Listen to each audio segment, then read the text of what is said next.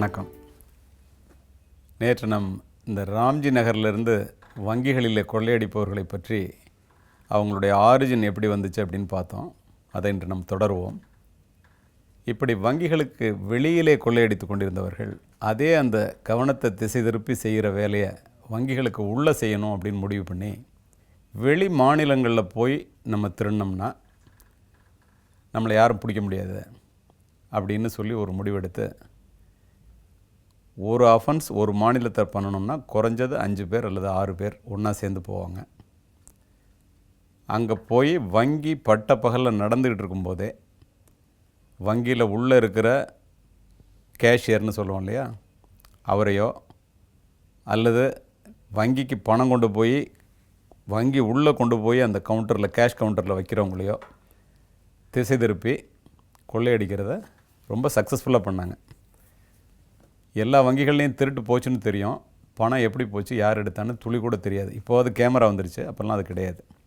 அப்புறம் இந்த மாதிரி அஃபென்ஸ் நிறைய ஆக ஆரம்பித்ததுக்கப்புறம் போலீஸ் கொடுத்த இன்ஸ்ட்ரக்ஷனில் தான் எல்லா வங்கிகள்லேயும் கேமரா வச்சு இப்போ எலக்ட்ரானிக் வேர்ல்டில் இப்போ சிஸ்டமேட்டிக்காக கேமராவில் கண்டுபிடிக்கிற வாய்ப்புகள் இப்போ வந்துருச்சு.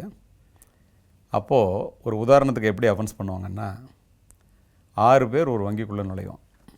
எல்லாருமே பேண்ட் ஷர்ட் போட்டிருப்பான், டீசெண்டாக ட்ரெஸ் பண்ணியிருப்பான்.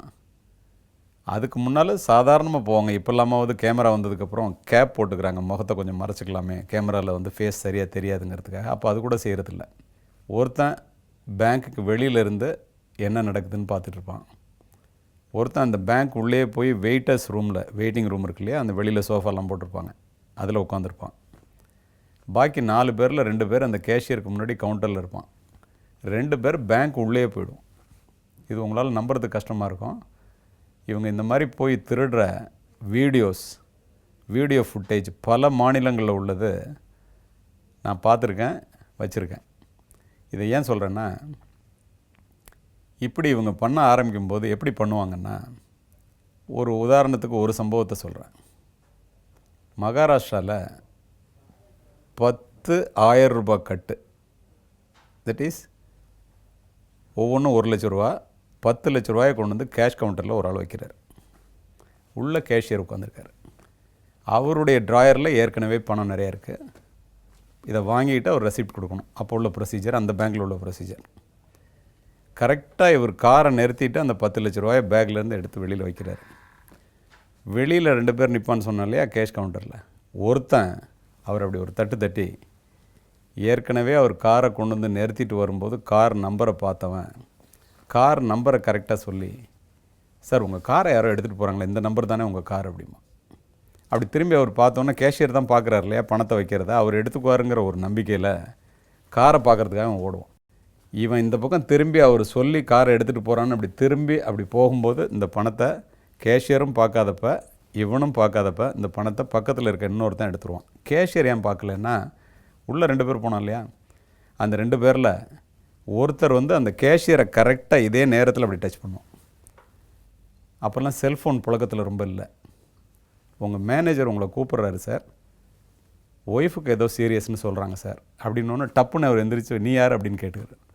எவ்வளோ க்ரைசிஸ் மேனேஜ்மெண்ட் பண்ணுறான் பாருங்கள். நீ யார் அப்படின்னு அவர் கேட்குறாரு. எனக்கு மேனேஜர் ஃப்ரெண்டு சார், அவரை பார்க்க போனேன், அட்டெண்டர் இல்லை, அதனால் என்னை விட்டு உங்கள்கிட்ட சொல்ல சொன்னார். உடனே இவன் ட்ராயரை மூடிட்டு பணம் இருக்கிறத சேரை நகர்த்தி அந்த ட்ராயரில் வச்சுட்டு அப்படி இடிச்சு அவசர அவசரமாக மேனேஜரை பார்க்க போகிறார். இவனும் கூட போகிறான். அவர் கூட கொஞ்சம் தூரம் போயிட்டு நின்றுவான். அடுத்த ஆளுங்க இருக்கிறான் இல்லையா, அவன் அந்த ட்ராயரை திறந்து அதிலேருந்து ஒரு 10-15 லட்ச ரூபா எடுத்து அவன் கையில் அப்படி ஒரு பை மாட்டியிருப்பான், கட்டைப்பை, அதுக்குள்ளே அதை வச்சுக்கிட்டு அவன் பாட்டுக்கு நடந்து போவான். இப்படி இருக்கும்போது பக்கத்தில் உள்ள ஆள் அதை நோட்டீஸ் பண்ணிடக்கூடாதுங்கிறதுனால அவர் சீட்டுக்கு பக்கத்து கேஷியர் சீட்டுக்கு பக்கத்தில் உள்ளவரை ஒருத்தன் வெளியிலேருந்து கூப்பிட்டு டைவர்ட் பண்ணுவான். யாருமே எதுவுமே துளி கூட சந்தேகப்பட முடியாது. அப்படியே திரும்ப ட்ராயரை தள்ளி வச்சு சேரை அதே மாதிரி வச்சுட்டு அவன் போயிடுறான். இவன் போய் வெளியில் போனவன் பார்க்குறான், கார் இருக்குது. என்ன காரை திருடிட்டான்னு சொன்னானே, இது என்ன, நம்ம பணத்தை வேறு வச்சுட்டு வந்தோமேனு வேகமாக வருவான். இவர் மேனேஜர்கிட்ட போய் சார் ஏதோ கூப்பிட்டீங்களா இல்லைனாக்கா, நான் கூப்பிடவே இல்லையே மாதிரி அவர் வேகமாக வருவார். இவன் 2 பேரும் பணத்தை அவர் எடுத்துக்கிட்டார், கேஷியர் ரெசிப்ட் தருவார்னு இவன் நினச்சிக்கிட்டு பணம் இங்கே ரெசிப்ட் கொடுங்க அப்படின்னு கேட்டால் யார்ட்டடா பணம் கொடுத்தான், இவன் 2 பேரும் தயார் பண்ணிக்குவான். அதுக்குள்ளே இவன் 1/2 மைல் தூரம் போயிருப்பான். இது ஒரு உதாரணத்துக்கு. இதை மாதிரியே அட்டென்ஷனை டைவர்ட் பண்ணி கவனத்தை திசை திருப்பி சக்ஸஸ்ஃபுல்லாக எல்லா இடத்துலையும் பண்ண ஆரம்பித்தாங்க. இதில் உங்களுக்கு ஒரு பெரிய அட்வான்டேஜ் என்னென்னா, பணம் பேங்க் பணம், தனிப்பட்ட மனிதனுடைய பணம் காணா போணுச்சுன்னா தினம் போலீஸ் ஸ்டேஷனில் போய் என் பணத்தை கண்டுபிடிச்சி கொடுங்கன்னு கேட்பாங்க. நான் வங்கி ஊழியர்களை குறை சொல்லணுங்கிறதுக்காக சொல்லலை. அவங்க கம்ப்ளைண்ட் கொடுத்துட்டாங்கன்னா, இந்த பணம் என்ன ஆச்சுன்னா போலீஸில் கேஸ் கொடுத்துட்டேன்னு சொன்னால் அவங்க வேலை முடிஞ்சு போச்சு. அந்த மாதம் ரெவ்யூ மீட்டிங்கில் மட்டும்தான் அதை கேட்பாங்க. அன்னையோடு அவங்க கதை முடிஞ்சு போச்சு. அதை ஃபாலோ பண்ணுறதுங்கிறதுக்கு அவங்களுக்கும் நேரம் இருக்கிறதில்ல, அது அவங்களால முடியறதும் இல்லை, அதை விரும்புறதும் இல்லை. அவங்க எப்போயாவது கேட்பாங்க, அந்த பணம் என்ன சார் ஆச்சு, கண்டுபிடிச்சிட்டிங்களா அப்படின்னு. போலீஸ்லேயும் அதுக்கு சரியான பதில் சொல்லுவாங்க. அதுக்கு மேலே அவங்களால ஒன்றும் பண்ண முடியாது. இதனால் காணா போன கம்ப்ளைண்ட் சைட்லேருந்து ப்ரெஷர் ரொம்ப கம்மி. அது நம்ம பணம் தான், அது வங்கி பணம் தானே அப்படின்னு நினைக்கிறவங்க நிறைய பேர் இருக்கிறதுனால, பொதுமக்களாக இருந்தாலும் அல்லது வெளியில் உள்ளவங்களாக இருந்தாலும் இவங்களுக்கு அது ரொம்ப இந்த குற்றவாளிகளுக்கு வசதியாக போச்சு. அடுத்து வெளி மாநிலத்தில் இந்த அஃபென்ஸ் நடந்து இவங்க அஃபென்ஸை முடிச்சுட்டு இங்கே வந்துட்டால், வெளி மாநிலத்து போலீஸ் அங்கேருந்து ஒரு எஸ்ஐ அல்லது ஒரு 4 கான்ஸ்டபிள் அழைச்சிட்டு இங்கே வருவாங்க. இங்கே தேடணும்னு சொல்லி அவங்க 4 நாளைக்கு இருப்பாங்க, மொழி தெரியாது. அந்த ஊருக்குள்ளே லோக்கல் போலீஸே போய் யாரையும் பிடிக்க முடியாது. அது ஏன்னு சொல்கிறேன் பின்னாடி. இந்த லோக்கல் போலீஸும் அவங்களுடைய வேலைகளில் அவங்களுக்கு முழுமையான ஒத்துழைப்பு கொடுக்கறதில்ல. இதெல்லாம் மீறி ஒரு ஹோட்டல் ராஜ் எடுத்து தங்கினாங்கன்னா அவங்க வந்தோடனே அந்த ஹோட்டல்லேருந்து அவங்களுக்கு தகவல் போயிடும், வெளி மாநிலத்திலேருந்து போலீஸ் வந்திருக்காங்கன்னு. இப்படியே இவங்க இதையும் மீறி லோக்கல் போலீஸ் அழைச்சிக்கிட்டு போய் பிடிக்க போனாங்கன்னாலும் குற்றவாளிகள் யாரும் அங்கே இருக்கிறதில்ல. குற்றவாளிகளை பிடிக்காமல் இவங்க யாரையாவது சந்தேகத்தின் பேரில் விசாரிக்கலான்னு பிடிச்சாங்கன்னா, நிரபராதிகளை பிடிச்சி தொந்தரவு பண்ணுறாங்க அப்படின்னு சொல்லிட்டு ஏகப்பட்ட அட்வொகேட்ஸ் அவங்களுக்குன்னு சொல்லி ஆர்கியூ பண்ணுறதுக்கு இருப்பாங்க. அவங்க ஹியூமன் ரைட்ஸில் ஆரம்பித்து ஹைகோர்ட்டில் ஹேபியஸ் கார்பஸ் போடுற வரைக்கும் பிரச்சனைகள் இருக்கும். இதனால் லோக்கல் போலீஸ் நமக்கு ஏண்டா வம்புது அப்படின்னு சொல்லிட்டு அவங்களும் செய்கிறதில்ல. வர்றவங்களும் 4 நாளைக்கு மேலே அங்கே தங்க முடியாது. விசாரித்து பார்த்தேன் சார், பிடிக்க முடியலன்னு சொல்லிட்டு திரும்பி போயிடுவாங்க. அதோடு அது கேஸ் க்ளோஸ் ஆகிடும். க்ளோஸ் ஆகிடும்னா அதுக்கு மேலே அதில் யாரும் ப்ரொசீட் பண்ணுறதுக்கு வாய்ப்பு இல்லாமல் போயிடும். இந்த மாதிரி ஒரு பெரிய அனுகூலம் இருந்ததுனாலையும் லட்சக்கணக்காக இவங்க பணத்தை அங்கேருந்து இங்கே கொண்டு வந்து இவங்க வசதியாக வாழ ஆரம்பித்ததுனாலையும் இவங்களுக்கு யாரும் இவங்களை கேட்பாரும் இல்லாமல் கண்டிப்பாரும் இல்லாமல் அரெஸ்ட் பண்ணுறதுக்கு ஆள் இல்லாமல் இவங்களுடைய பிஸ்னஸ் தொடர்ந்துட்டு இருந்துச்சு.